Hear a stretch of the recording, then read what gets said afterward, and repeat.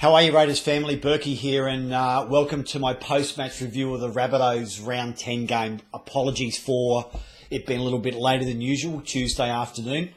Just been a little bit held up with work, but I really wanted to get out my views and feelings and our takes from what I thought was a stellar performance from our boys Saturday night. Look, let's pare it down. The three sides above us, Rabbitohs, Roosters, Storm, we have not beaten any of those guys this year.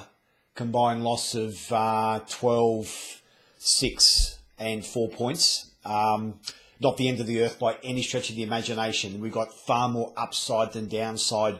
We just probably need now to really consolidate our top four position. Bit of breathing space with a couple of sides lower than us on the ladder. Danger games. Danger games, particularly the Cowboys, which I'll cover on Friday in my preview. But look, I thought our attention to detail, our attitude was first rate Saturday night. It was a terrific game, and one that we're up to our eye teeth in right to the very end. And that's all you can ask for with our guys to be there at 80 minutes, thereabouts. A bounce of the ball, we could have won it. I felt Sam Burgess most definitely should have been sin bin. The rest never seemed to have the balls to do it with the big name players. Some really good forums this week around some of these guys being protected, rightly or wrongly, by some of the refs, instead of some of the no-names that usually get sin bin, particularly from our neck of the woods, in relation to things they're doing wrong, and we're suffering the consequences of 10 minutes in the bin. Anyway, I digress. We lost on the night, but as I said, we've got a heap of upside to us in the next 3-4 weeks coming, which I'm very excited about. So let's get into the top 10 for this week. First of all, our defence. So overall, once again, another brilliant defensive effort. Individuals were outstanding, as Dan and Rob quite succinctly put in their fantastic blog, The Sportress. Just a couple of loose reads in relation to Cody Walker's first try.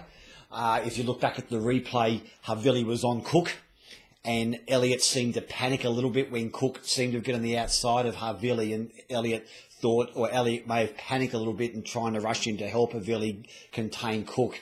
What he didn't do was unfortunately communicate with Sam.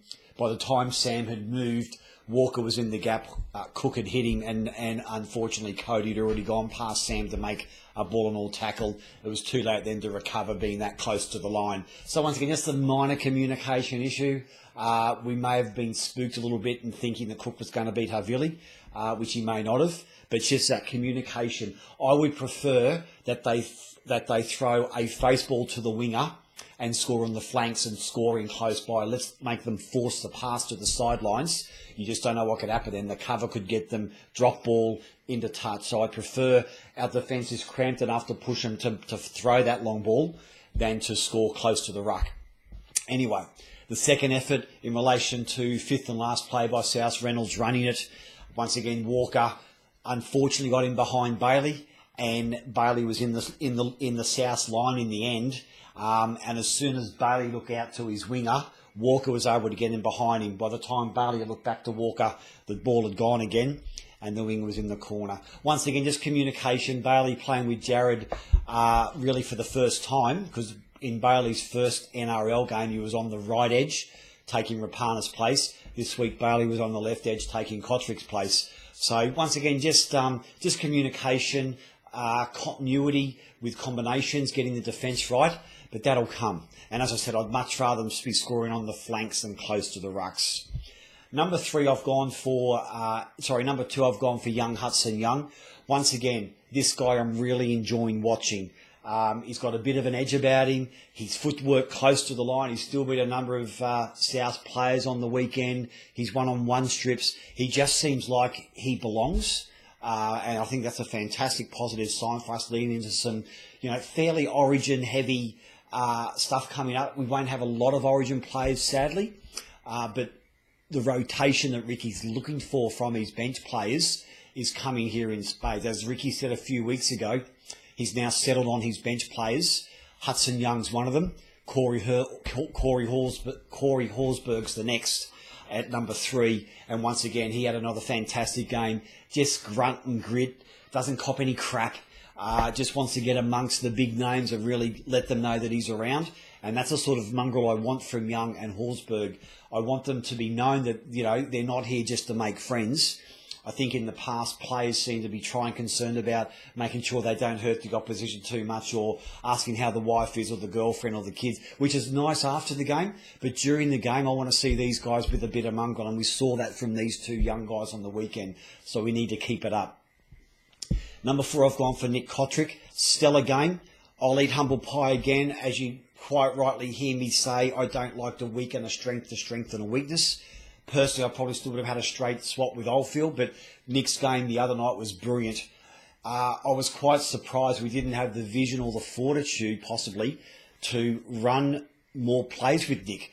Nick was up against Ethan Lowe, who's nothing more than a solid second rower for the Cowboys and Souths. I don't think he's ever played a game of NRL centre in his life, but we didn't seem to hit Nick enough until sometime in the second half.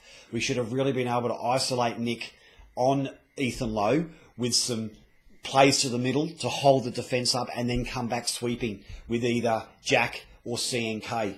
So we just got to look at that again this week. Nick's probably going to be up against a more experienced centre like a Justin O'Neill this week, so his work's going to be a little bit cut out.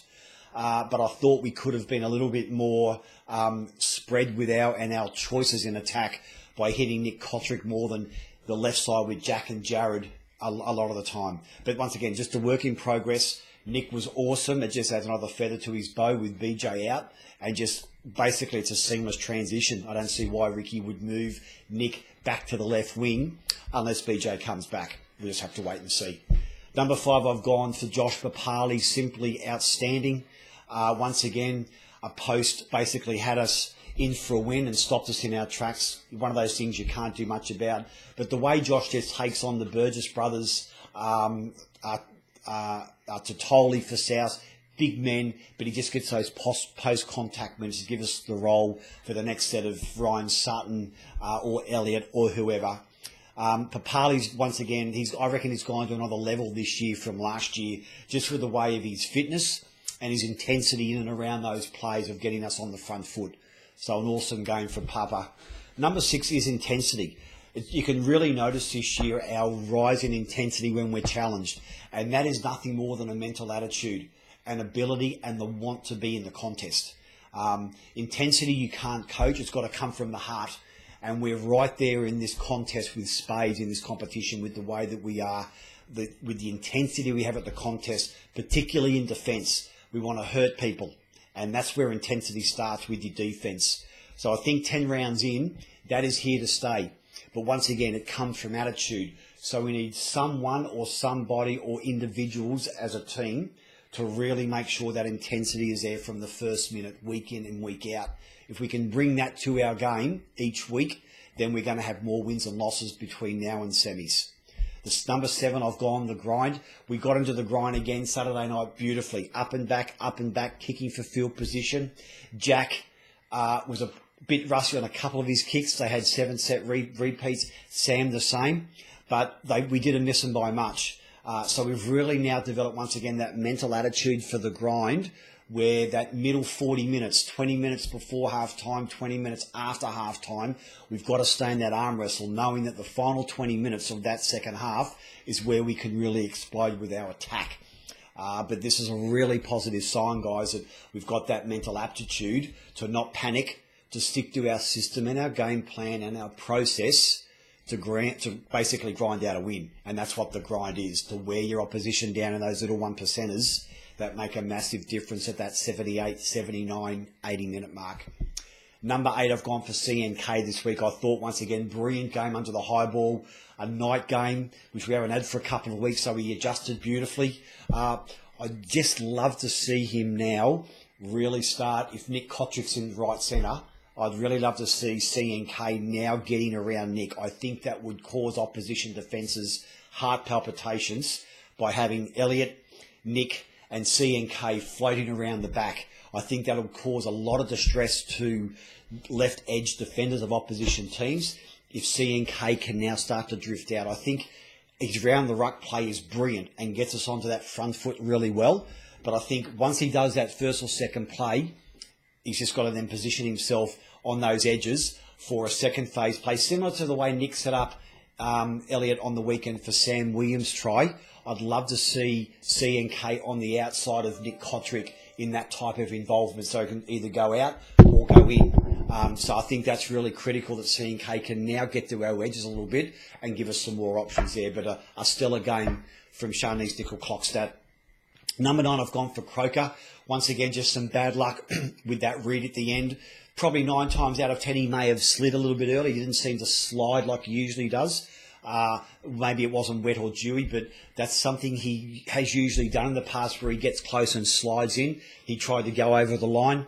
May have been a bit upright. The hand come in. Ifs, buts and maybes. If my auntie had balls, she'd be my uncle. That's the way it is sometimes, but it's got to accept it and move on, which Jared has. He'll learn from that. He could have passed to Simonson. Once again, just some combinations with Barley that just may not have been there for the flick out the back, but that'll come. And that was a whisker between us winning and losing. But Jared's play this year has been exemplary. He may have missed a tackle here or there with Gagai, but he certainly made up and probably was even Stevens with Gagai, who is a Queensland and Australian rep. So Jared can really match it with these guys this year, and he's really improved a lot of his little areas of his game. Number 10, I've gone for Havili. Massive off the bench again. Couple of weeks now, he's just been prone to a couple of errors. A drop ball here against the Roosters, one again on the weekend. So he's just got to try and temper those errors for himself, which affects the team. The error against the Roosters and the error against South were in our half, so it just puts us under a lot more of intense pressure. And they've just been quite noticeable. They're just cold drops. He's looking at the defence coming before he's got the ball in his hand. The guy's big enough. He's not going to get smashed by a blind defender coming in unexpectedly. They're not going to get a big hit on him because he's just so nuggety. So he's just got to make sure he wraps that ball up. But once again, off the bench, brilliant game, taking 3 or 4 defenders with him. I'd like to see him get the dummy half now and then to take some pressure off Hodjo, just to have a barnstorming run, let Hodjo float around first receiver if he wants to. But we've got a really good luxury there of having a rep hooker in Havili that can do some damage with his running game from dummy half. It may not happen with Josh on the field at the same time, but just to throw things up now and then, it could be a worthwhile consideration. So Raiders fans, that's it for this week. As I said, sorry I'm a little bit late. I'll be back on Friday for my Cows preview of round 11 and looking forward to your support. As always, on my Facebook page at Bourkeys Top 10 on Twitter. My YouTube channel's up and running, so just type in on the search bar Bourkeys Top 10. All this year's reviews and previews and post-match will be there, as well as all your podcast handles, Spotify, Apple Play, Google Play, all the big podcasts are there as well. So guys, as always, bleed green, and this is Berkey out.